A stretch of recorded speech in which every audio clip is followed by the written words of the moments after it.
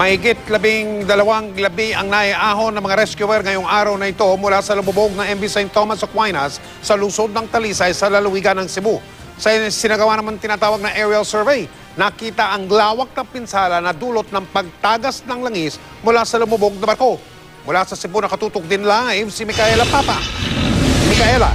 Mike, patuloy na umaasa ang marami na matatagpuan ng buhay ang kanilang mga kaanak na pasahero ng lumubog na MV St. Thomas Aquinas. Sa pinakahuling tala dito sa Incident Command Center as of 6:11 p.m., 56 na yung bilang ng nasawi, habang 64 naman ang patuloy na hinahanap.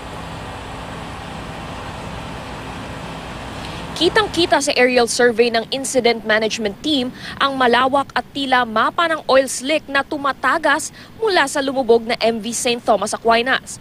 Ayon kay Cebu Governor Junjun Davide, pinakanapinsala ang bayan ng Cordova. Hindi lang dahil sa langis na dumikit sa bakawan, kundi dahil na rin sa epekto sa turismo at kabuhayan ng mga mangingisda roon. We have also requested the representatives of Tugo to assist us in ensuring that these fishermen are able to feed their families. The Sulpicio has not sent any representatives, and we've been trying to contact them. The company is also flying 4 Japanese technical divers to augment its own complement and the local divers from the Philippine Navy and the Coast Guard. A Japanese salvage master, other than this one, is being flown in to help expertly contain the spill. Nagpatuloy naman ang search, rescue and retrieval operations para sa mga nawawalang pasahero ng MV St. Thomas Aquinas na pag-aari ng kumpanyang Tugo. Mahigit 12 labi ang naiahon ng rescuers ngayong araw. Ang pinakauna, isang batang babae na natagpuan ng mga mangingisda. Sa Loud. Doon sa Parolas sa Cebu. Kasabay ng magkakasunod na pagkaka-retrieve sa mga labi, dagsa rin ang mga naghahanap ng mga nawawala nilang kaanak. Bakas ang magkakahalong emosyon nila. Si Perlin na isa sa mga nakaligtas sa trahedya, 3 araw nang hinahanap ang 3 taong gulang at 1 taong gulang na mga anak.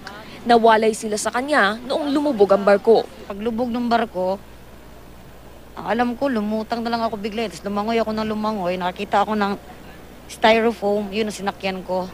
Tapos yung nakita ako ng mga mangingisda nakalutang. Si Aling Pakita naman, hinahanap ang 18 anyos na anak na si Kinan at 17 anyos na asawa nitong nagdadalang tao. Tutungo na sana ng Maynila si Kinan para mapabilang daw sa Philippine Boxing Team. Kasi hawak-hawak pa niya yung pag niya na 361. Yun yung binigay sa sa RP team. Kung magkaisa lang sana gusto kong paparusahan yung Sulpicio na bumangga ng barko. Sinabi naman ng Philippine Pan Asia Carrier Corporation na dating Sulpicio Lines at siyang may-ari naman ng cargo vessel na MV Sulpicio Express 7 na nakabanggaan ng MV St. Thomas Aquinas na nagsasagawa sila ng sariling investigasyon.